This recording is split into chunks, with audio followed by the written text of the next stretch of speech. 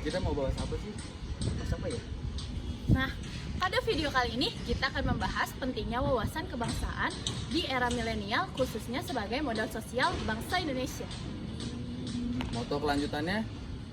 Simak video. Nah, mungkin sebagian dari kalian masih belum begitu paham apa sih wawasan kebangsaan itu. Menurut Galih, wawasan kebangsaan itu apa sih? Istilah wawasan kebangsaan itu terdiri dari dua suku kata, yaitu wawasan dan kebangsaan. Dalam KBBI, istilah wawasan berarti pandangan atau konsep cara pandang, sedangkan kebangsaan berasal dari kata bangsa yang menurut Kamus KBBI berarti kelompok masyarakat yang kebersamaan asal keturunan, adat, bahasa, dan sejarah berdirinya. Berarti, wawasan kebangsaan dapat diartikan sebagai konsepsi atau cara pandang yang dilandasi akan kesadaran diri sebagai warga dari suatu negara akan diri dan lingkungannya. Nggak hanya itu loh, wawasan kebangsaan dapat menentukan cara bangsa untuk mendayagunakan kondisi geografis negara, sejarah, sosiobudaya, ekonomi, dan politik, serta pertahanan keamanan dalam mencapai cita-cita dan menjamin kepentingan nasional. Wawasan kebangsaan juga dapat menentukan bangsa dalam menempatkan diri untuk tata hubungan dengan sesama bangsa.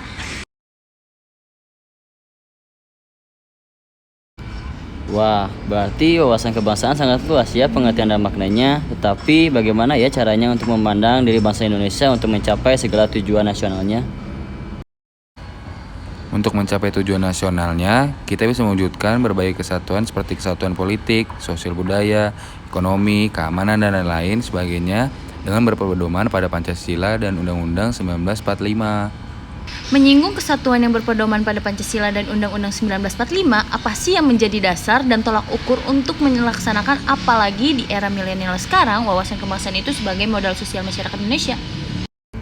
Nah, di era ini kita dapat melihat banyak para pemuda yang sangat tidak aktif dalam membangun nilai kebangsaan.